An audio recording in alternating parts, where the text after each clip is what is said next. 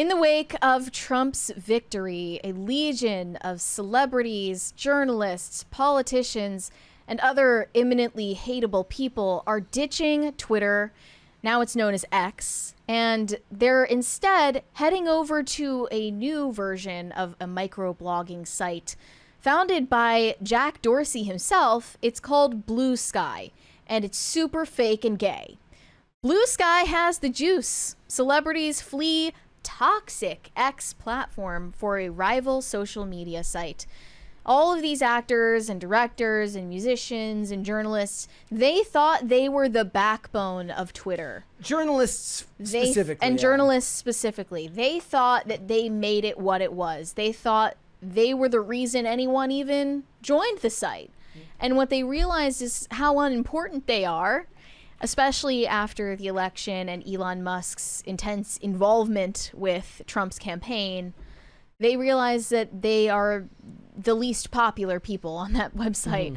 And previously they were just astroturfed into relevancy. I mean, even Stan X doesn't sound as good as Stan Twitter. Right, exactly. It's always going to stick as Twitter for me. Yep. Or Twix, at least. But they listed out a whole bunch of celebrities who have left and started migrating over to BLUESKY in recent weeks. Guys, they tried to make Threads a thing like a year ago, too. Threads, Mastodon. I heard Mastodon was just too confusing for people. Threads just isn't relevant. No one cares about it except for, I guess, Elon Musk's child, Vivian. But here were some of these celebrities who ditched Twitter. Lizzo, Barbara Streisand, Quinta Brunson, James Gunn, John Cusack, Guillermo del Toro, Ben Stiller. They also have George Takei, that's a usual suspect, Patton Oswalt, Yvette Nicole Brown, Andy Richter, Weird Al. I mean, I'll always love Weird Al. Camille Nanjiani, Dionne Warwick. Yes, everybody is just gnashing to figure out what Dionne Warwick is thinking. Matt Reeves, Ryan Johnson, some industry people, Ryan Reynolds as well.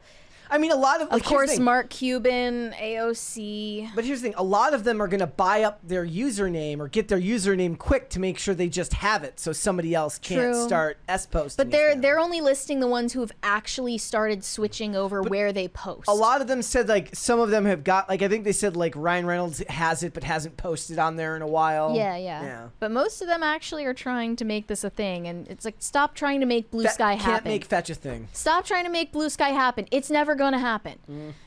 Most notably and funniest of all was Jame Lee Curtis quitting Twitter. She posted a screenshot of her deactivated account.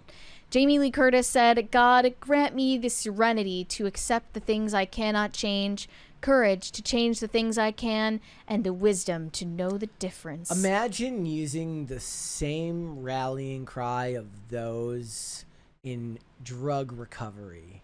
Because people on the internet say things you don't like. It actually makes perfect sense because the dopamine rush she gets from getting into back and forths with people on the internet is a drug to her.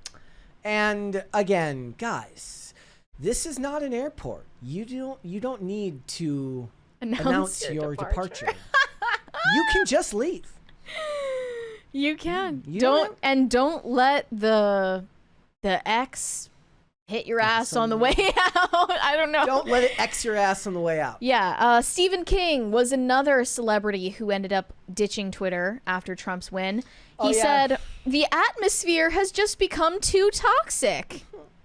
The atmosphere has just become too toxic. You're the toxic. You are actually what made this website toxic. This is what's hilarious. Is they're mean to everyone.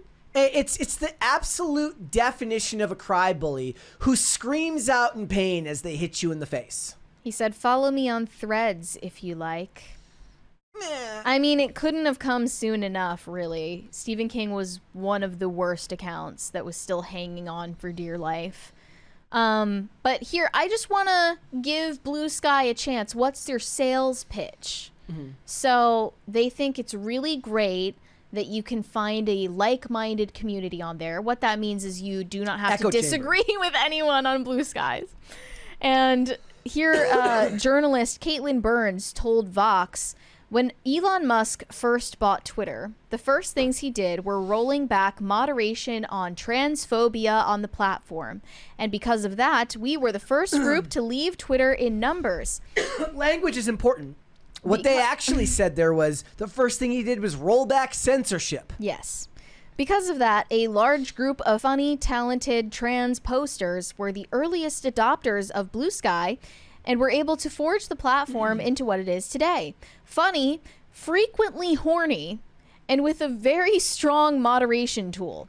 If you like BLUESKY's vibe right now, thank a trans person. Well, what if what if a Christian conservative came over to your platform and found your sexual humor offensive?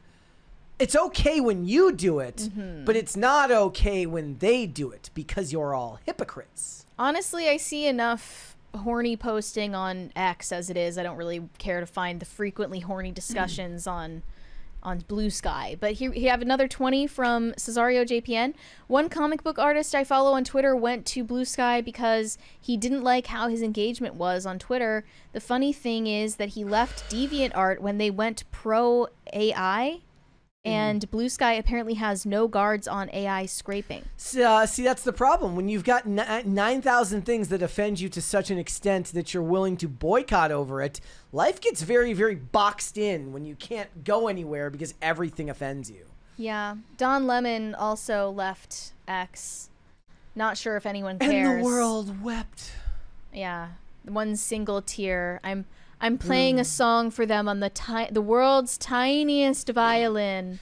A very sad song, the world's tiniest violin. Elon will give us that $5 million contract he wanted. He said, I've loved connecting with all of you on Twitter and then X all these years, but it's time for me to leave. I once believed this was a place for honest debate and discussion, transparency, and free speech.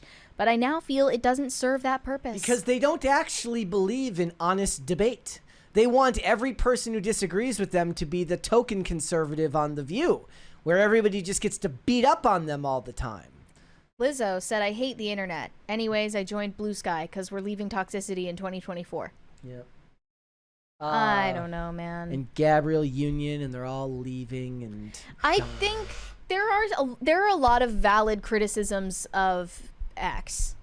There are a lot of valid criticisms of the way that the platform changed after Elon bought it and started monetizing it and started monetizing people's posts.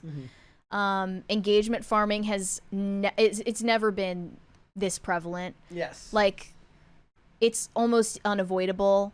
Most of the tweets that I see on my timeline involve some kind of media, usually videos instead of written posts, which is the point of microblogging.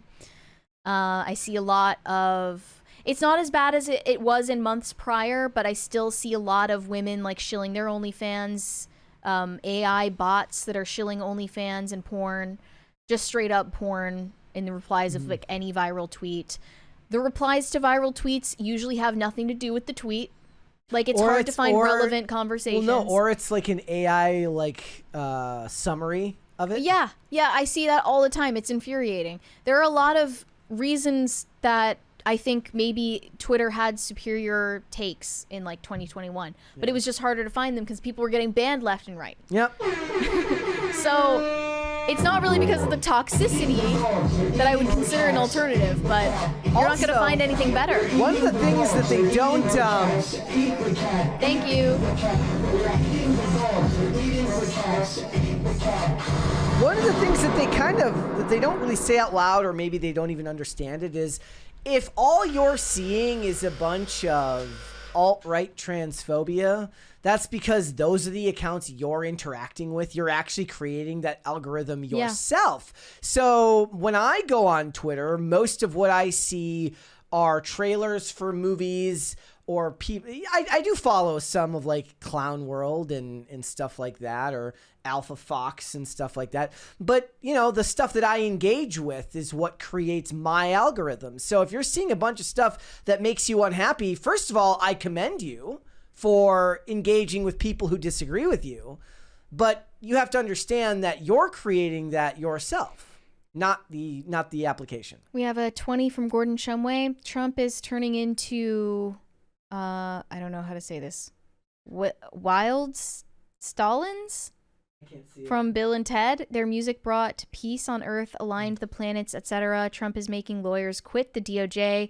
Terrible celebs leave X. He's the hero we need. Not the hero we deserve. I do love all of the people right now who are acting as if people on the right are going to be upset that bureaucrats are quitting their job when this is what they've wanted forever. What they want is to get a bunch of useless government bloat out of there. Bureaucrats can't be fired, so you have to make them hate their job so much that they quit. Yep. I think that Blue Sky is just Twitter for sensitive people.